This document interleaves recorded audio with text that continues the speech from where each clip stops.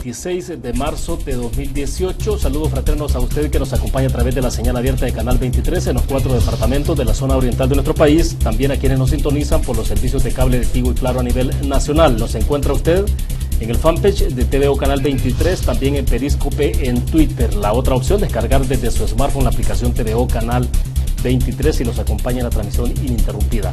Después del primer segmento tendremos habilitados dos números de teléfono que estarán apareciendo ahí en pantalla: 2263-0023, 2264-9179, para que participen si ustedes lo desean. Pueden tomar nota, están ahora en pantalla, para que nos den su comentario o pregunta para nuestro invitado. Como siempre, antes de presentárselos, quiero mostrarles los temas que están en la agenda de los principales medios de comunicación. En portada, la prensa gráfica este lunes dice: MS-13 amplía su mercado de drogas en el país, ocupan ganancias de venta de cocaína para pago de abogados y compra de vehículos. Este es el detalle, dice: pandillero convertido en testigo criteriado.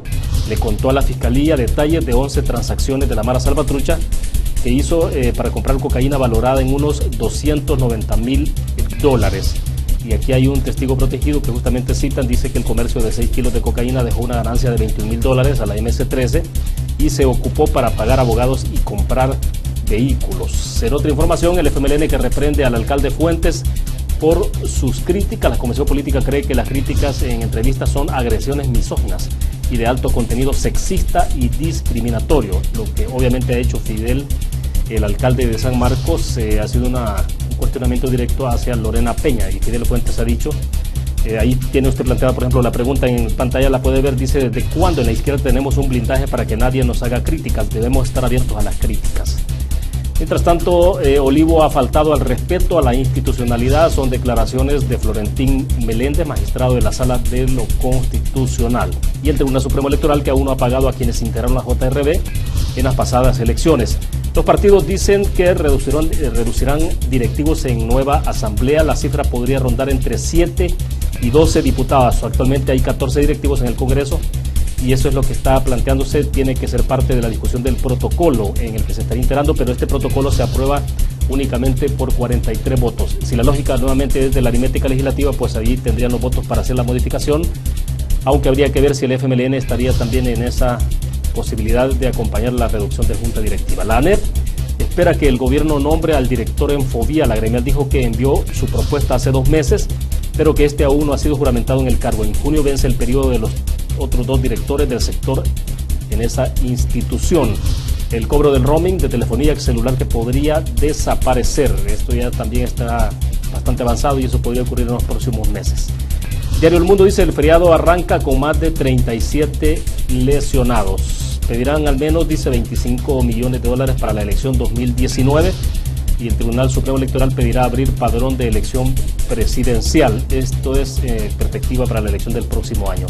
Ernesto Mason dice que hay deuda disfrazada de $180 millones en la capital, y ahí siempre se consigna las acusaciones de sexista al edil Fidel Fuentes. El diario de hoy: el FMLN perdió votos en todo El Salvador. Han hecho un ejercicio interesante sobre ese tema, lo vamos a tener un poquito más adelante. Eso es lo que tiene, aquí está: el FMLN perdió votos en todo el país, y han hecho un ejercicio de distribución en Focus Data sobre este tema, que es muy relevante porque ahí usted puede observar en la edición impresa cómo es el proceso. También reitera el diario de hoy: Fidel Fuentes se desmarca de acusaciones del partido FMLN. El FBI que infiltra la MS para resolver crímenes en Massachusetts, Estados Unidos.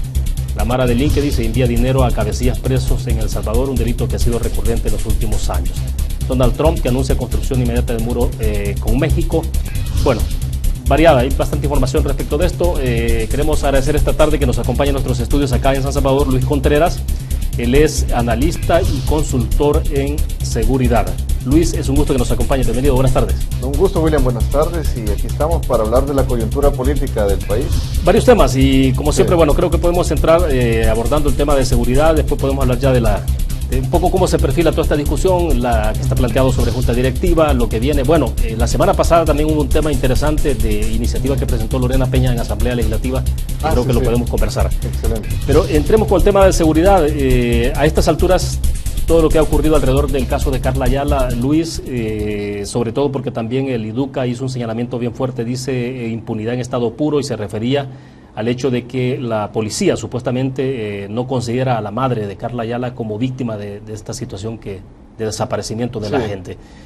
Sí. ¿Cómo ves desde tu perspectiva que está evolucionando este caso, por ejemplo? Bueno, la evolución no la hemos visto realmente, pues, porque no se tienen mayores pistas y no se ha dado una información en concreto de lo que ha sucedido, sino que ya tenemos casi 90 días, si no me equivoco, de la desaparición del agente policial, y hay más incertidumbre que respuestas concretas, pues, y quieras o no, el Estado, en este caso la institución, lo que debería de hacer por lo menos es acuerpar a la familia de una manera más fuerte, pues más evidente, lo cual no lo ha hecho, pues, y vemos estas declaraciones desatinadas que realmente muestran un grado alto de deshumanización, pues, porque víctima no solamente es la persona que sufre la agresión, sufre un secuestro, un asalto, sino que también los familiares, pues, las personas que lo rodean, quieras o no, el esposo, la mamá.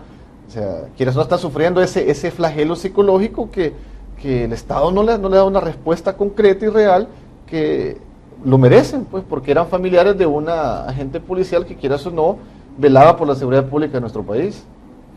Ahora, siempre la interrogante sobre esto, Luis, es ¿cómo es que, digamos, porque uno, y lo estoy planteando como ciudadano, también como periodista, pero ¿por qué uno ve desde afuera tanto hermetismo, tanta secretividad sobre ese caso?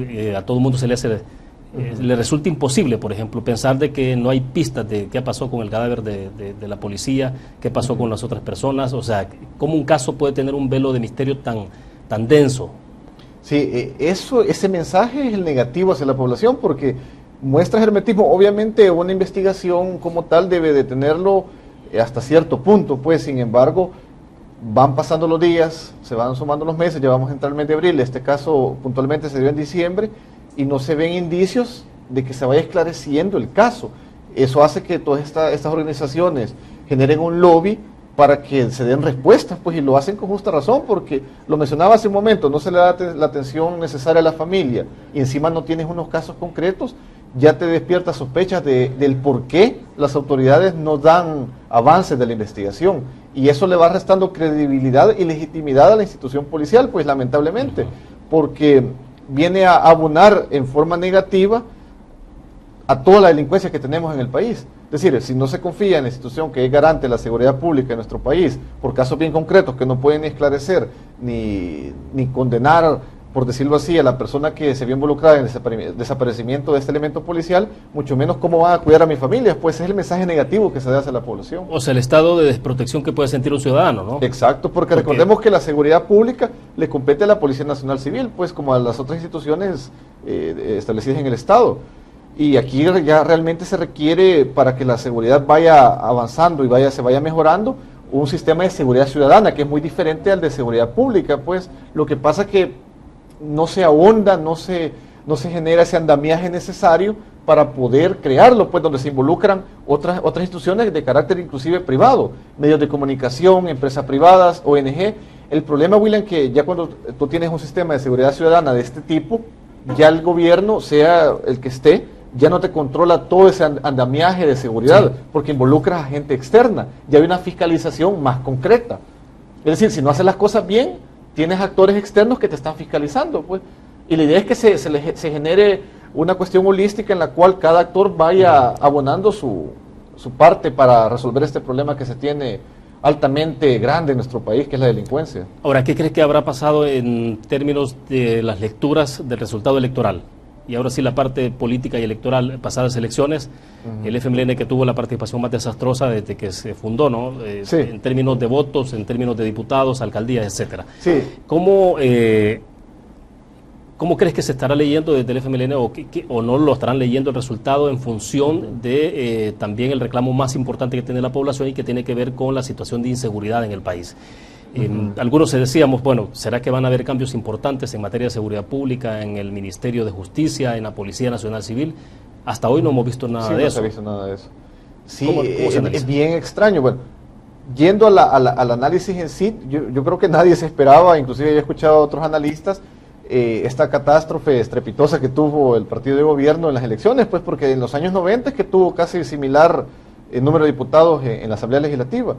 Y como tú lo dices, la seguridad ha mermado tanto, ha impactado tanto en las familias salvadoreñas que ha generado esa apatía pues hacia las políticas de gobierno, en la cual se dio un castigo, y no solamente de seguridad, de educación, de salud, que son los tres rubros más grandes del país, de un gobierno, los cuales se ha dejado en total abandono, pues, y que la población lo resiente. Y las encuestas te dicen, los dos temas centrales que resienten a la población tiene que ver con la seguridad pública, es la vida de cada uno de las personas, y el otro tema con su bolsillo, ¿no? La economía familiar. Sí, yo no entiendo hasta qué punto podrán leerlo de esa forma. Bueno, todos sabemos que el FMLN es un partido verticalista, bastante cerrado, hermético, y si tú comienzas a mover las piezas de esa forma, das a entender que no ha resultado lo que has estado haciendo. Sin embargo, tuviste ya el golpe bajo de las elecciones. Yo pensaría que no habría nada que perder en el aspecto de generar ese cambio. Inclusive le estás dando un mensaje claro a la población, de decir, mire, usted nos ha mandado este mensaje con las elecciones en contra, nosotros hacemos los cambios necesarios en las áreas más sensibles del país, que es seguridad, educación, salud, y se hace, pues, es decir, nos ha calado el mensaje de la población civil y no lo vemos de esa forma. Y por ejemplo, en el caso de seguridad pública, Luis, ¿qué sí crees tú que habría que hacer movimientos que tienen que ver con conducción, con la dirección de cómo está actuando la Policía Nacional Civil? Fíjate que ese es otro punto, ¿vale? De forma electoral política tú podrías hacer el cambio. Como una respuesta directa al resultado, sí. Pero que sea tan conveniente, ese es otro rollo, como decimos en buen salvadoreño. ¿Por qué? Porque de nada te sirve estar como teniendo una alternancia demasiado corta en temporalidad, si no se ha concretado. Por lo menos el director de la policía, Howard Cotto, tiene sus políticas de seguridad, las está desarrollando, y vienes y los vuelves a cambiar. Es decir, te encuentras en una espiral de la cual no vas a resolver, no vas a aterrizar nunca en la implementación de políticas de seguridad pública al estar cambiando y rotando a comisionados, qué sé yo, directores. Pero puedes terminar entonces empantanado con el tema. Digo, porque si, bueno, ya falta menos de un año para la elección presidencial, si este gobierno en menos de casi un año sale, ¿no? Sí. Entonces, ¿qué tanto se puede hacer para modificar? Exacto, por eso pienso que no han hecho el cambio realmente en estos rubros, porque de aquí a un año, me imagino que quizás quieren apostarle a fortalecer las políticas que se está haciendo. Bueno, los últimos días, las últimas semanas hay que hablar las cosas que también son efectivas, pues han hecho unos operativos bastante buenos, desmontado una red de mareros y pandilleros que estaban operando en diferentes zonas, que eso es muy bueno, pues pero aquí es donde las otras instituciones del Estado, que el órgano judicial debe concretar esas judicializaciones y condenas posteriores, pues. Pero esa es ya la parte de coordinación y articulación interinstitucional. Exacto, pero cuando ya no solo va la policía, sino que van otras. Sí, porque el detalle es que todos achacamos a la policía cuando vemos la inseguridad que ha desbordado el país, pero esto de la judicialización es más invisible, pues, y la población tal vez no le reclama como debería ser a estos organismos que realmente tienen mucho que ver en la condena de estos delincuentes. Bueno, mientras tanto, ¿cómo asienta entonces, Luis, las contradicciones fuertes que ha habido? El ministro de la Defensa, por ejemplo, David Munguía Payés, el encontronazo que tuvo con el fiscal general de la República, Naciones Unidas tuvo que intervenir con un comunicado bastante fuerte, no había habido un nivel de reprimenda, por ejemplo, hemos tenido de Naciones Unidas después de la firma de los acuerdos de paz, como lo que ocurrió ahora. El ministro ha dado declaraciones justamente esta semana, este día, ¿no? En algún medio de comunicación esta mañana, y intentando un poco diciéndose de que tampoco era una acusación para todo el trabajo de la Fiscalía, pero que eran cosas específicas, pero bueno. El problema es que cuando ya le atañe a la institución que él maneja, ahí ya no le gusta mucho las investigaciones que se están dando. Introdujo un tema, te lo comenté antes de iniciar la entrevista, que dijo que en el contexto de que se perdieron uniformes de la policía y que han aparecido supuestos pandilleros uniformados, ¿no? Y los presentaron la semana pasada. Él dijo también que incluso algunos quizás se han vestido de militares. No, y eso no es nuevo, William, si realmente inclusive en el 2015, hace unos años atrás, el mismo Munguía Payés, el ministro, dio unos datos de una depuración que hizo el ejército, casi 600 elementos en los cuales se había detectado que tenían vínculos con pandillas. Y eso lo puedes buscar en los archivos de las noticias. Es decir, que eso es latente siempre, tanto en la policía como en el cuerpo castrense. Vaya, pero en el caso de los señalamientos que se hacen a efectivos militares, tiene que ver con investigación fiscal. Exacto. Está hablando de personas con nombre y apellido. Ha habido una investigación concreta. Exacto. El problema que yo vi la entrevista que tú mencionas, y el detalle es que recordemos que no puede haber en política una intromisión de poderes en un sistema democrático, pues, y aquí estamos viendo una intromisión en la cual él mismo hace aseveraciones bien tristes y lamentables para la seguridad de El Salvador, en el aspecto que dice que hay un divorcio entre el ministro de Seguridad y la Fiscalía, Debe ser todo lo contrario, en el aspecto que deben de trabajar de la mano realmente. No, pero vaya, si te va utilizando la figura del ministro, uno dice, bueno, un divorcio, pero ¿desde cuándo el trabajo de la fiscalía y la policía tiene que estar casado? Bueno, casado en coordinación. En coordinación, pero no, a eso voy. Pero sí, ese tipo de relación, ¿no? Sí. Pero no está supeditada una a la otra. Entonces, cuando uno dice aquí hay un divorcio, lo entiende uno como que tiene siempre que ver. Trabajado de la mano. O sea, no, la coordinación, como tú dices, tiene que estar de la mano para los casos que se están investigando. Más ahora que recordemos que los militares hacen trabajos de seguridad pública acompañando a la policía en los grupos de tarea conjunta. Sin embargo, cuando ya se ven investigados ellos y se ven dañados ciertos mandos del ejército, ahí la investigación como que ya no nos gusta mucho y comenzamos a despotricar contra el fiscal en este caso. Viene el fiscal y pide la ayuda de embajadores externos inclusive. Eso pienso yo, y para todo salvadoreño con sentido común, es bastante grave para nuestra democracia, en el aspecto que estamos viendo que el mismo fiscal no se siente protegido por los cuerpos de seguridad de nuestro país. No, y entonces, claro, como tú dices, vino el cuerpo diplomático a endosarle respaldo al fiscal general, Estados Unidos, de alguna forma también, de otra manera. Bueno, en el marco de Triángulo Norte, el tema ha aparecido, ¿no?, de las condicionantes. Para las medidas la liberación de fondos, en la liberación de fondos de Triángulo Norte, que eran 700 y ya ha reducido el 12%, que ahora serán como 615, 620 millones de dólares para los 3 países, pero ahí se mencionó entonces de las condicionantes y aparecía entonces el tema de independencia de Fiscalía General de la República. Sí, recordemos que Estados Unidos ha pedido y a la vez exige, pues, porque realmente no te pueden dar, no puedes estar pidiendo dinero y no dando una respuesta eficiente, pues, en el aspecto que se va eliminando la corrupción. O sea, y esto lo ha dicho los gobiernos de Estados Unidos, la ONU inclusive, para seguir ayudando y acuerpando a nuestro gobierno, pues, y se necesita y es válido en el aspecto, si nos están ayudando, tenemos que cumplir ciertos requisitos, ciertos parámetros para que se vaya desembolsando, y a la vez es algo que nos beneficia como país, porque recordemos que nuestra economía no está tan buena que digamos para poderlo hacer de una forma autónoma. Es decir, necesitamos la ayuda de países extranjeros, de organismos extranjeros, para tratar de paliar, por decirlo de esta manera, los grupos criminales, que esto ya se convirtió en una insurgencia criminal. Ya las maras y pandillas no son grupos de vagancia, grupos de jóvenes que no tienen nada que hacer, sino que inclusive el mismo ministro Payés lo determinó, y en un artículo del periódico lo recalqué, que es una guerra de baja intensidad la que se está viviendo. Porque porque esos términos los ubica uno, los relaciona con el pasado conflicto armado. Pero por eso lo vamos baja intensidad, insurgencia, y justamente quería que me explicaras eso. Exacto, recordemos que la guerra de baja intensidad, las insurgencias criminales, ya le agregas el tinte político, económico y control territorial. Claro. Las insurgencias criminales no buscan derrocar a un gobierno, las maras y pandillas no lo están buscando de esa forma. Ellos lo que hacen nada más, mantener esa guerra de baja intensidad en la cual no puedes, por decirlo así, desarticularos al 100% y mantener el control territorial que les permite extorsionar y a la vez hacer sus ilícitos, ya sea narcomenudeo, pero básicamente todo en base a las noticias que se ha sabido. Perdón, Luis, ¿sí? Pero entonces ese es el único elemento que tú le apartas, es decir, le quitas que no tienen esa intencionalidad de ir a sentarse a la presidencia, por lo menos de forma, como fue en la guerra de El Salvador, no, en los 80 no. Pero finalmente van avanzando. Ese es el punto, porque podemos llegar a un punto... Una infiltración ya política en la cual lleguen de una forma disfrazada al poder político. Y que ya alguna vez se planteó, ¿no? Ya se tienen indicios, porque hemos tenido alcaldes vinculados a estos grupos criminales, la famosa tregua que se dio en el 2012. Es decir, ya el componente político ya existe de años atrás, 6, 7 años atrás, no es algo nuevo, pues.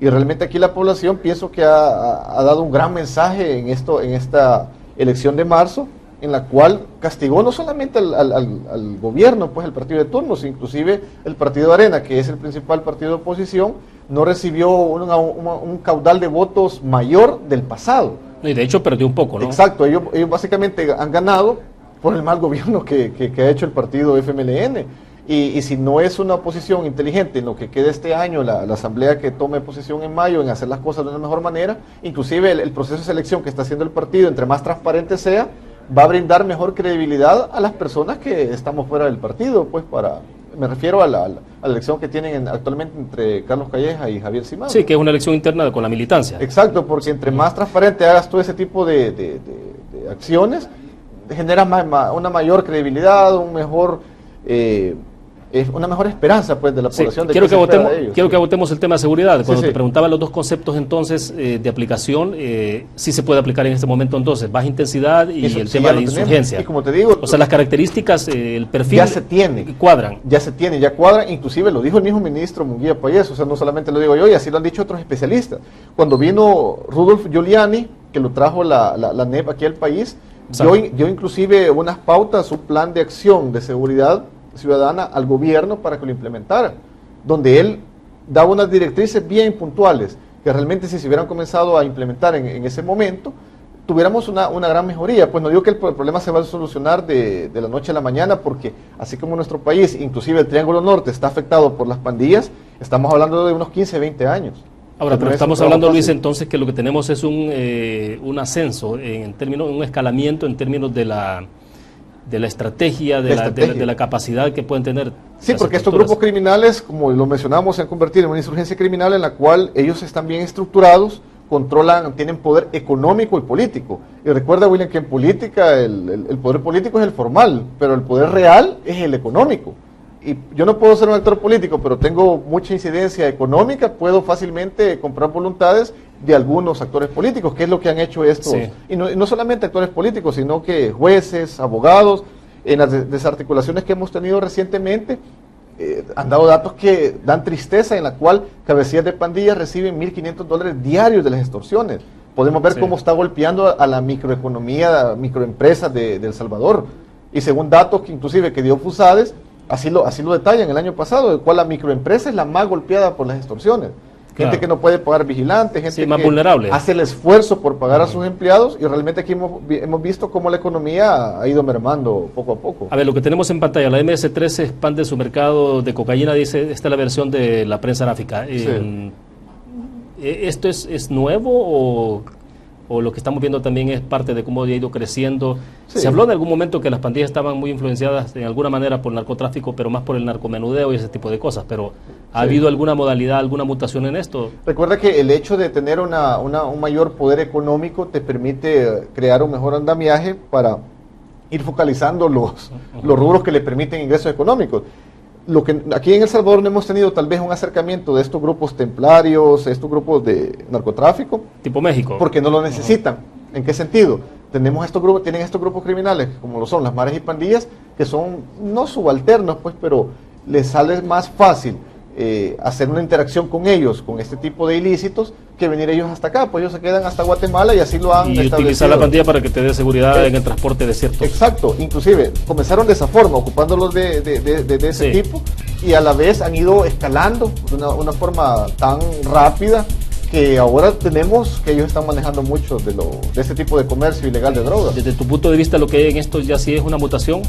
Porque sí, evidentemente, porque te estás expandiendo el primer paso, controlar territorios, amedrentar a la población civil, delito común, robos comunes, luego comenzás a extorsionar, luego comenzás a invertir ese dinero que recibís de parte de las extorsiones, que este es uno. Pues tenemos, compran autolotes de carros, negocios que aparentemente son legales, ya sea restaurantes, inclusive rutas de autobuses. Es decir, esto se ha expandido de una forma visceral y es muy preocupante. Bien, nos quedamos en el punto, hacemos una pausa comercial. Cuando regresemos tendremos habilitados dos números, 2263-0023, 2264-9179. Regresamos.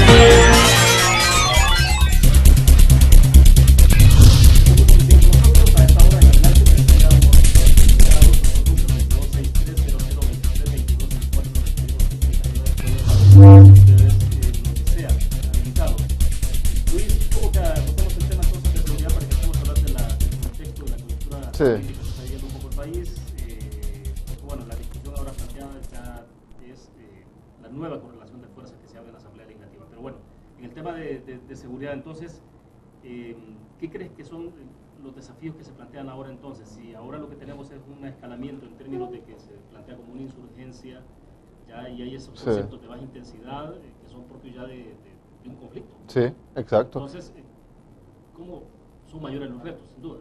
No, y realmente no va a ser fácil para el gobierno que asuma ni para la nueva Asamblea Legislativa, en el aspecto que deben de designar ya políticas claras y más encaminadas a una correcta recuperación de territorios. Por ejemplo, el primer paso es ese, pues, recuperación de territorios. Inclusive en otros países se ha tenido buenas experiencias en este aspecto, en Colombia, Brasil, en ciudades que eran de alta criminalidad, en la cual incluso organismos internacionales, ONG, han trabajado de la mano con instituciones de gobierno. Es lo que mencionábamos al inicio, William, no puedes trabajar solo, a menos que ya tuvieras una buena política y realmente tal vez nuestra criminalidad no estuviera tan desbordada como lo está.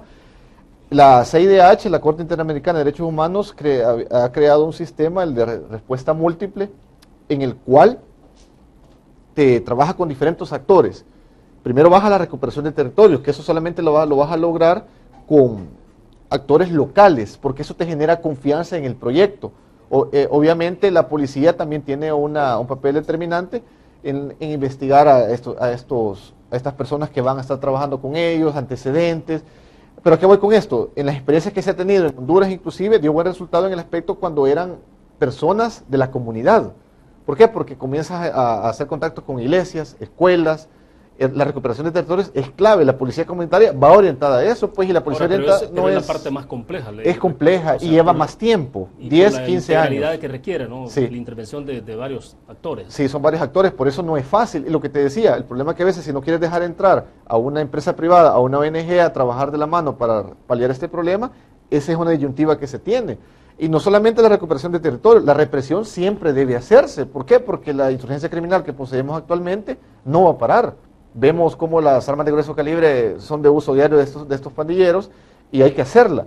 Y algo clave que se ha descuidado en todos los gobiernos, inclusive en los anteriores, que es la cuestión de los penales, los centros penales. De los centros penales lo mismo sucede en Guatemala. El Triángulo Norte está afectado de esa forma porque a la reinserción de estas personas no se les invierte mayor cosa, no se les da el valor que debe dárseles para disminuir la criminalidad. ¿Por qué? Porque cuando tú tienes a los cabecillas en los centros penales y los divides, una pandilla acá, una mara acá, les das una facultad para poder organizarse de mejor manera. Y esto lo digo en base a estudios que han hecho organismos internacionales, tanto en Guatemala, El Salvador y Honduras. Pero aquí continúan separados, ¿no? Sí, es que ese es el problema, porque les permites una mejor coordinación. Sí. La idea es que se mezclen para que no pase eso, pues, y las medidas... Pero en algún momento se habló de eso. Sí, pero no se quiso aprobar. Recuerda que a veces hay mucho tinte político, lastimosamente la polarización en nuestro país está afectando todavía mucho y lo va a seguir haciendo, pues, en el aspecto que cuando tú haces una propuesta, un partido la hace, el otro viene y la quiere desbancar, pero por cuestión ideológica, pues, hablábamos fuera de cámara de la policía rural, un ejemplo, que se le limitó, debería de dársele un nuevo plus para que vaya otra vez al campo. ¿Por qué? Porque la policía rural fue creada para eso. Obviamente hoy tendría que actualizarse de una forma más sistematizada porque la criminalidad en el campo inclusive ha mutado, como lo mencionábamos, pues no podemos ir a como se creó hace 10, 12 años atrás, pero fue una buena idea, pues el problema es de que se coartó, se limitó, se le apostó a otras áreas, es decir, que ha habido una ambivalencia demasiado frecuente en la cuestión, en las políticas criminales, y por eso es que tal vez no se ha aterrizado en algo concreto y los pandilleros sí han hecho su agosto, pues. Ahora, el tema de seguridad está en manos casi de manera exclusiva del Ejecutivo, ¿no? Sí, obviamente, sí. Recae mucho de la responsabilidad en manos de ellos. Sí. Pero entonces, Luis, desde Asamblea Legislativa, por ejemplo, ¿qué tanto es lo que se puede hacer? Sobre todo que ahora estamos hablando ya de una nueva correlación de fuerzas. Sí, tenemos una comisión de seguridad en la Asamblea Legislativa, la cual ha estado trabajando de buena manera para ver qué leyes se pueden implementar o qué políticas pueden abonarle para ayudar al gobierno. Inclusive se hablaba mucho de las medidas extraordinarias también recientemente, sí. En tu programa estuvimos hablando de esto, cómo organismos internacionales han venido a condenarlo. Fíjate que lo que se debe hacer realmente es optimizarlo y que sean eficientes, pues, porque yo estoy muy de acuerdo con que se respeten los derechos humanos de las personas, pues, porque no podemos tampoco pensar en una rehabilitación de aquí a unos años si lo estás tratando como animales. Sin embargo, habría que evaluarse, habría que diagnosticar si estas medidas extraordinarias están dando los resultados que se tienen o solamente están de nombre. Las medidas extraordinarias no se han aprobado todavía, ¿no? No, con la cuestión de la prórroga, sí. Porque la ONU ha venido con sus relatores exactamente. Y el mismo día que se estaba discutiendo, Naciones Unidas envió un comunicado, ¿no? Sí. Planteando la posibilidad de que se detuviera eso y que no se aprobara. Sí. Ahora bien, si se introducen cambios o se hace como Naciones Unidas lo está planteando, ¿hay limitantes para el trabajo que está desarrollando la policía o es posible avanzar aún con eso? No, sí se puede hacer, William. ¿No es eso tan medular, digamos, tan...? Yo siento que no tanto, porque si de la criminalidad no ha... Obviamente se tienen resultados, pero son como unos vestigios pequeños, no son tan concretos para decir si han resultado y ponderémoslas en el tiempo, pues, sino que lo que se debe fortalecer más que todo es la recuperación de territorios. Es que eso es bastante clave en seguridad pública, William, y para nadie es un secreto, pues, que no podemos ir a zonas específicas de El Salvador porque están controladas las pandillas. Es más, recientemente vimos cómo los santos entierros se van a ver afectados porque las pandillas controlan el territorio. Es decir, si se tiene esa información, hay que atacarlo de raíces ese problema, pues, pero como el componente político, económico está de por medio, esta insurgencia criminal se sigue expandiendo. Ese es el detalle clave. Bueno, hablemos entonces del escenario político, electoral, digamos, el que se configuró después del 4 de marzo, Luis.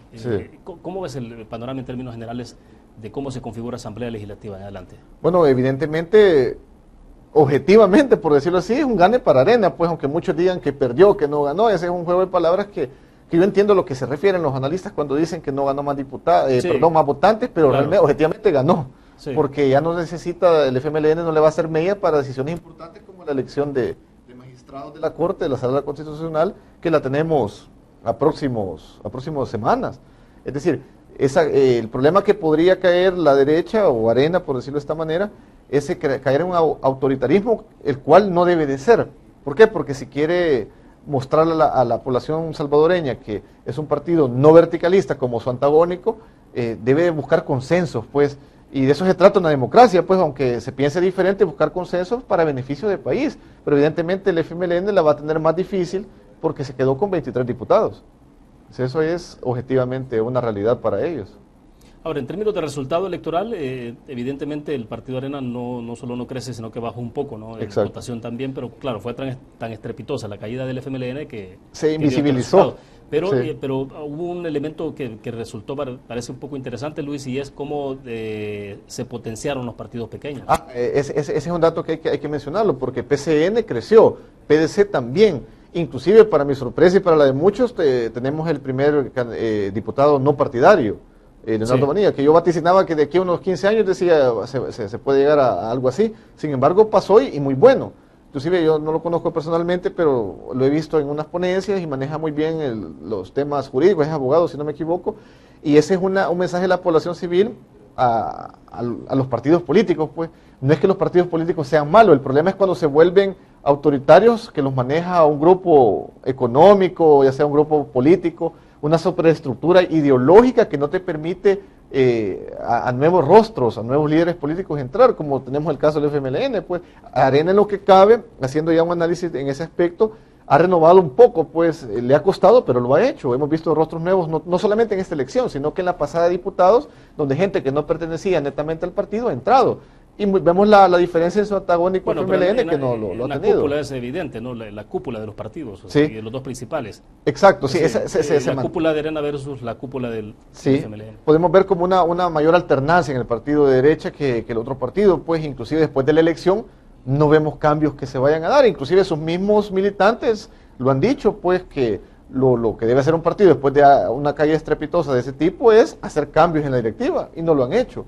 Es decir, se ve que no dan muestras de hacerlo a un futuro próximo. Ahora, ¿crees que el país, en términos generales, en función del desarrollo, se puede entrampar más cómo ha quedado la configuración de Asamblea Legislativa, o también puede dar otros visos eso de agilizar más? Habría que ver en el transcurso de los meses, William, en el aspecto que tenemos la ventaja que se tiene una elección presidencial. En ese aspecto se puede decir que la bancada de Arena va a manejar un discurso, y así debe de ser, de beneficio para la población, porque les conviene a ellos para tener una repercusión favorable para su candidato presidencial que sea electo en abril. Es decir, ellos tienen como la puerta abierta para entrar al Ejecutivo. Sin embargo, no dejemos de lado al otro actor político, que es todavía el actual alcalde Nayib Bukele, que también, quieras o no, está generando un contrapeso de centro, por decirlo de esta manera, pues, con su partido, bueno, no es partido todavía, pues, pero quiere legalizarlo, Nuevas Ideas, el cual, quieras o no, yo vaticino que en una primera vuelta no gana ningún partido político. O sea, inevitablemente se va a ir a una segunda vuelta, pues, y de ahí podrían partir diversas alianzas, pues. Y ya lo dijo inclusive gente del FMLN, que no ven tan descabellado aliarse nuevamente con Nayib Bukele. Y recuerda que solamente en política los ríos pueden venir en reversa, es decir, tenemos un abanico muy grande de posibilidades. Y por muy difícil que parezca, ¿no? Porque uno piensa, ¿cómo puede entonces, en un momento determinado, el FMLN pacta con Nayib Bukele, hacen una coalición, una alianza, lo que sea, y cómo entonces el FMLN ahora viene a decirle a sus bases, a sus cuadros, y decirle, miren, este es el mejor candidato, o sea, apoyémoslo, después de todo lo que ha pasado. No, y realmente... Y luego, cómo Nayib Bukele le dice a sus seguidores, miren, ahora el FMLN se transformó, se cambió, y entonces ahora sí apoyémoslo. Sí, o sea, es decir... ahí pienso yo que solamente seguidores automatizados podrían caer en ese discurso bajo. ¿Por qué? Porque el actual alcalde fue muy inteligente en el aspecto de no renunciar, de decir, dejó que lo expulsaran. Eso te convierte en un mártir político, soy el expulsado. Es decir, síganme porque no me quisieron, antidemocráticos. Nerio creo que decía la semana anterior, bueno, decir, no, si nosotros hasta le facilitamos porque no lo expulsamos y entonces si no hubiera sido tránsfuga, dijo, entonces tampoco tenía la posibilidad de competir. Sí, no, y no me refiero solamente a una competencia, sino que el caudal político que tú logras al ser expulsado por manejar un discurso antipartido, te victimiza. Exacto, te victimiza y te da un rédito político, que es el que realmente ha calado más que todo en jóvenes del país, en el caso de Nayib Bukele, y realmente están todos en su derecho, pues vivimos en un país democrático en el cual cualquier actor político puede desear crear un partido político para entrar en este ámbito, y él tiene en cierta medida un buen caudal de seguidores que los logre potencializar en futuros votantes. Ese es otro paso que se debe dar. Sí, porque esa parte interesante. Por ejemplo, el número de votos que sacó Nayib Bukele respecto de Mason, debo entender que Mason creció un poco, incluso en votación, respecto de Nayib Bukele. Sí, o sea, sacó más votos. Sí. Digo, entonces, pero porque, ¿cómo viene ahora? Pero recuerda que también el candidato pesó mucho, inclusive si Norman Quijano en ese momento tal vez hubiera ido de antagónico de Nayib Bukele, hubiera sido más cerrada la elección. Y los números lo dicen, pues, que es el diputado más votado de Arena. Sí. Pero entonces... ¿Cómo potenciar a los votantes?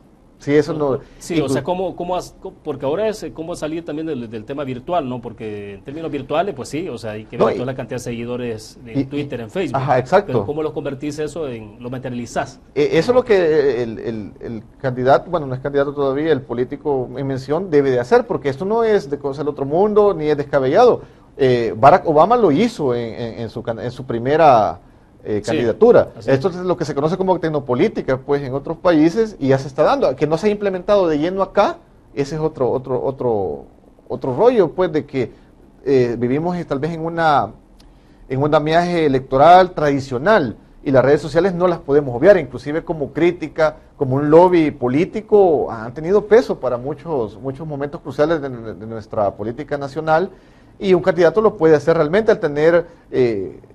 un sistema bien elaborado, estructurado, que le pueda dar ese empuje político y, como tú lo dices, saber traducirlo después en votos, porque tenemos mucha abstención también, y es lo que inclusive muchos movimientos sociales han tratado de incentivar a las personas de ejercer ese derecho, pues, que todos tenemos como salvadoreños. Es decir, tuvimos tanto gente motivando al voto y gente no haciéndolo, pues. Y ahí es donde también los candidatos deben de cuidarse, pues, si tú dices un discurso, manejas un discurso y después estás contradiciéndote a ti mismo, eso a la larga tiene un costo electoral también.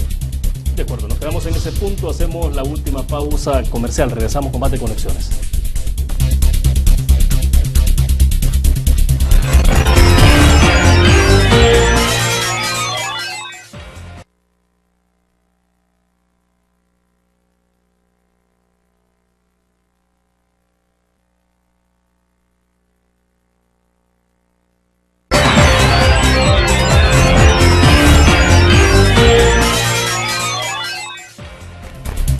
Estamos al cierre de Conexiones. Luis, siempre continuando en el análisis del trabajo legislativo.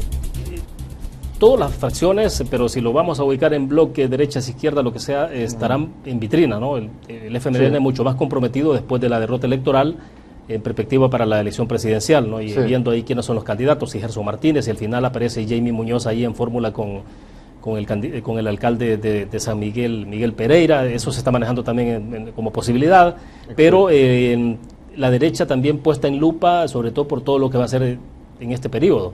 Sí. O sea, tenemos un escenario bastante interesante en términos de cómo va a estar la población observando, ¿no? Expectante. Y cómo, por ejemplo, hay un elemento quizás antes de que entremos a esa parte, en términos de las primarias y lo que está pasando en Arena, elección de candidato presidencial, hasta dónde, por ejemplo, al FMLN evidentemente su militancia, su votante duro, pues fue el que más le falló, ¿no? Sí. Y no solo le falló, sino que más bien tomó una decisión de castigo. De castigo. Sí.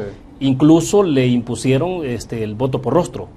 Sí. Entonces, ¿cómo puede eso replicarse incluso en otros partidos o en el mismo Arena, que viene a una elección el 22 de abril de elección primaria? No, es lo que mencionábamos en el primer segmento, segundo segmento, que dependiendo la transparencia, la credibilidad que se dé en esta elección, eso va a dar muestra a la población de confianza del candidato que sea electo. Y vemos el otro partido que no tiene ni elecciones internas, inclusive de diputados no las tuvo. Y es algo que la sala así lo exigía, pues. Sí. Inclusive, ya que mencionaste el voto por rostro, William, es importante mencionar de cómo se han escuchado voces, inclusive de políticos, de cómo el voto cruzado, ese sistema de elección, ha sido nocivo para esta elección de marzo legislativa y de alcalde.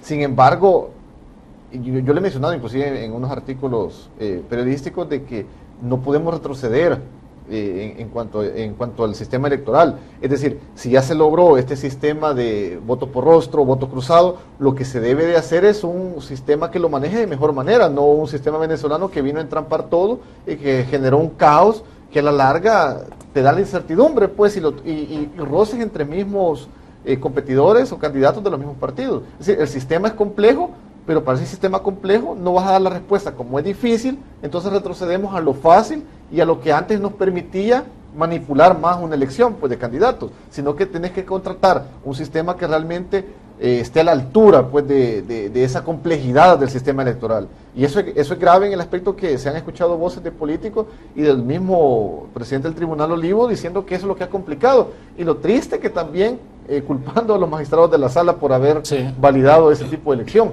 Y es lo que no debemos de permitir ni validar realmente, pues, porque hemos avanzado mucho en este aspecto. Yo pienso que la sala de lo constitucional ha logrado esa independencia que antes tal vez no la tenía, inclusive para tener una elección con mayor credibilidad de diputados y de alcaldes. Ahora, Arena, PCN, PDC, incluso Gana, están desafiados ahora a hacer una elección de magistrados, por ejemplo, apegado a todos los principios digamos, de independencia, idoneidad y todo ese tipo de cosas. Digo, lo que se cuestionó en el pasado y ahora sí tienen que desarrollarlo, y tienen la posibilidad por el número de votos, ¿no? Sí, lo pueden hacer. Inclusive yo vaticinaba, es que se podría dar también que el PCN pueda llegar a ser la tercera fuerza y desplazar a Gana, con lo que se tuvo en esta elección, pues, porque Gana, quieras o no, ha sido criticado por sus alianzas por la en el proximidad pasado, al FMLN, pues, y lo que mejor podría hacer ese partido es alejarse del partido de gobierno para no verse contaminado por la mala experiencia que acaban de tener. Bueno, en términos aritméticos, 10 Gana, 9 PCN. Sí, son 19. O sea, pero han quedado prácticamente parejos. Casi que el PCN también se convierte en la tercera fuerza. En la tercera fuerza, sí. Y el PDC que se elevó a 3 diputados, tenía solamente uno. Bueno, también tenemos a Juan Martel y de Cambio Democrático, así es. Sí, podemos ver cómo la asamblea cambió bastante. Inclusive este castigo que se dio para el FMLN benefició quizás más a esos partidos que el mismo Arena en cuanto a ganar candidatos. Sí, porque de repente tenés votantes en Arena o en el FMLN que te dicen, voy a dejar de votar por el FMLN quizás, pero no se lo va a dar al partido Arena, desde luego, ¿no? Se lo doy al independiente. O al PCN, al PDC incluso. Fue triste también porque eso se vio muy mal, cómo los partidos querían opacar, frenar las candidaturas independientes, y eso te genera una conmoción que te indigna, pues, como ciudadano, y quieras o no te incentiva a apoyar a estas personas, pues, porque realmente ellos batallaron contra viento y marea, no tenían el beneficio económico que tienen los partidos políticos. O sea, y así un montón de... Bueno, pero el independiente ahora también está desafiado a demostrar si efectivamente puede ser, el no partidario, digo, no partidario, si efectivamente puede ser algo distinto de lo que hacen los partidos políticos. Sí, porque con el voto por rostro las personas lo pueden castigar o darle premio en la siguiente porque elección. Él no será, digamos, y no se ha perfilado tampoco entonces el candidato no partidario como un candidato antisistema, o sea, no es eso. No, entonces, al contrario. Pero ¿cómo va a decidir con ¿qué iniciativa va a acompañar? Sí. Arena, FMLN, PDC, PCN, o sea, ¿cuál va a ser el criterio para...? Eso va a ser interesante y va a estar en el espectro político de aquí al otro año. Porque pues, eso reivindica a los no partidarios o los hunde. Sí, porque él es la cara visible de los no partidarios actualmente y es la única que se va a tener, pues. Y de aquí a las próximas elecciones, inclusive, yo apuesto que más ciudadanos le van a apostar a ese tipo de candidaturas. ¿Qué tipo de iniciativas esperarías o crees tú que deberían de ocurrir en esta legislatura, por ejemplo? ¿Iniciativas en función de qué? Bueno, viste el caso de Lorena Peña, que introdujo una propuesta, ¿no? Sí. Sí, que tiene que ver con todo el tema de trans, LGTBI, etc. Sí, es interesante y a la vez indigna. No entiendo mucho cuál es la coherencia que quieren manejar en el aspecto que recordemos que el derecho a la vida lo protege nuestra Constitución. O sea, es el principio y la final del Estado, la persona humana, pues. Viene la diputada Peña, actual diputada Peña, porque no renovó el escaño, a proponerlo de entrada, pero de una forma bastante visceral y apresurada, es decir, aprobemos ya el aborto, la legislación antes de que tome en mayo los nuevos diputados. Ahora, fueron dos cosas, lo de las 4 causales en el caso del aborto, sí, pero también en la parte que tiene que ver con el reconocimiento de los trans. Sí, primero quizás abordemos lo del aborto. Recordemos, para que pongamos en contexto este tipo de tema.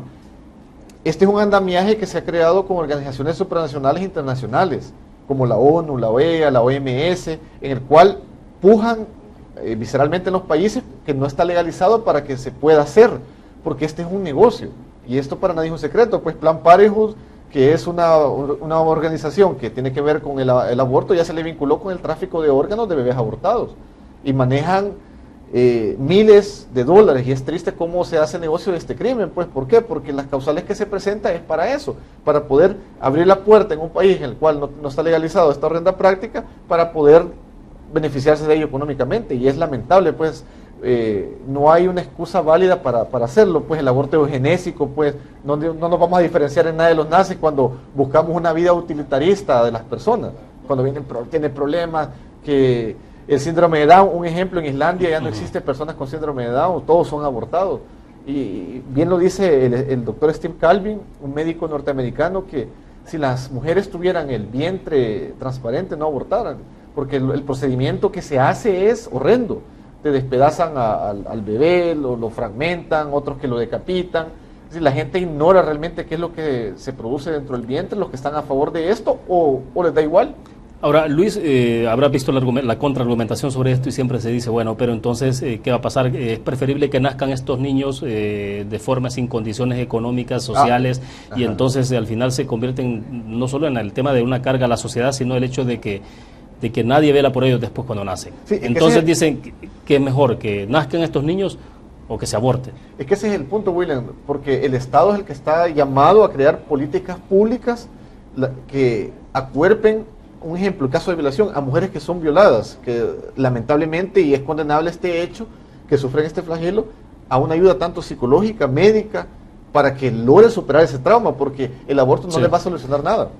Bueno, en Estados Unidos, en el caso de los niños discapacitados, ¿no? Los niños que nacen con problemas, el nivel de asistencia que reciben es fuertísimo. Las madres, en términos económicos, en todo sentido. Es que ese es el punto, la focalización que se le va a dar de ayuda a estas personas. Y no puedes decir, es que ese niño va a venir a sufrir, va a ser una carga, porque las organizaciones que lo dicen de esa forma están basándose en un supuesto, en una subjetividad. Hay una infinidad de casos que no ha sido así, inclusive son personas que han venido a aportarle mucho a sus países. Y inclusive hemos visto como propagandas de personajes conocidos, tanto del fútbol, de política, de la música, son personas que en su momento a sus madres les recomendaron haberlos abortado. No se puede como decir, es que este niño va a venir quizás a esto. Es decir, si no respetamos el derecho a la vida, realmente todos los derechos nos van a dar igual. Vamos a vivir en un relativismo bastante. ¿Por qué crees que se habrá introducido ese tema justamente ahora en la Asamblea Legislativa? Porque se va a dar el cambio aritmético legislativo y el FMLN no va a tener la ventaja de poder legalizarlo, porque inclusive en Arena tuvimos al diputado Johnny Raisol, que en su momento presentó también una moción para despenalizar 2 causales, y es un diputado, actual todavía diputado, que está a favor de este crimen, pues, y podría ser un aliado a la hora de votar. Inclusive él lo cuerpa un montón de organizaciones abortistas. ¿Pero ves tú partidos políticos en este momento dispuestos a acompañar esa iniciativa? Difícilmente. Digo, que requiere 43 votos, y en este caso el Frente tendría que recurrir a Gana, ¿no? Por lo menos. Difícilmente. Inclusive el presidente, Guillermo Gallego se ha mostrado a favor de la defensa de la vida del no nacido, y difícilmente van a cuerpar al FMLN en esto. llevándolo también a lo que estábamos hablando, un partido que viene derrotado de una forma tan estrepitosa y mucho menos con un tema tan impopular. En unas últimas encuestas se ha tenido que la mayoría de salvadoreños apoyamos la vida, el nascituro, pues la protección del mismo, y sería como ganarte más enemigos para una elección. ¿Qué porcentaje de población está en contra, digamos, de esa como iniciativa? Un 70% más o menos de El Salvador. La última, no recuerdo quién fue parece que VDSB hizo una encuesta sobre ello y se tuvo esos datos, pues, que la mayoría de salvadoreños apoyamos la vida, pues, y indigna ver políticos que vengan a promover ese tipo de iniciativas. Entonces, ¿qué tipo de propuestas esperarías que se estén dando en la Asamblea Legislativa, por ejemplo? No, primero que se proteja la vida del no nacido, porque realmente si no proteges esa vida, si esa vida no interesa, difícilmente te va a interesar la seguridad de la población, la salud de la población. Hemos tenido a los médicos quejándose que no les pagan, hemos tenido quejas de personas que no tienen medicamentos, es decir, áreas tan sensibles que realmente necesitan una atención inmediata, no la tienen, porque si hablamos de aborto, un ejemplo, ¿cómo vas a llevar este procedimiento a un hospital que no tiene ni camillas? O sea, es risible. Eso indigna para la población, el aspecto de seguridad, de educación, las tres áreas que hablábamos que son de bastante impacto para la población salvadoreña, no tienen el fortalecimiento económico que se requiere. Luis, pero toda esta discusión pasa por hacer reforma constitucional, o no necesariamente con 43 votos. ¿Cuál? ¿La del aborto? En el caso del aborto, en el caso también del apellido, el nombre, el LGTBI y todo eso. Sí, sí, es un gran lío el que se armaría, inclusive en otros países, para ponerte ejemplos. No puedes, como estas personas no es que sean discriminadas, pues, sino que te quieren imponer sus caprichos sexuales, por decirlo de esta manera, y vemos casos recibles en otros países. Un ejemplo, Argentina. Un señor que tiene 60 años se acaba de legalizar, porque en Argentina se puede hacer su nombre como mujer para poder jubilarse antes, porque las mujeres se jubilan a los 60 y los hombres a los 65. Esto te trae implicaciones legales que te volvería un pandemonio realmente en el país. Bueno, vamos a dedicar un programa más adelante sobre ese tema, porque tendría que ser solamente un programa para no eso. Nos alcanzan 10-15 minutos. Gracias, Luis, por haber estado con nosotros. Gracias, William, estamos siempre a la disponibilidad para venir a tu programa. Bueno, perfecto. Terminamos de esta manera. Conexiones, gracias a ustedes que nos acompañaron. Nos vemos mañana 5 de la tarde en punto. Buenas tardes.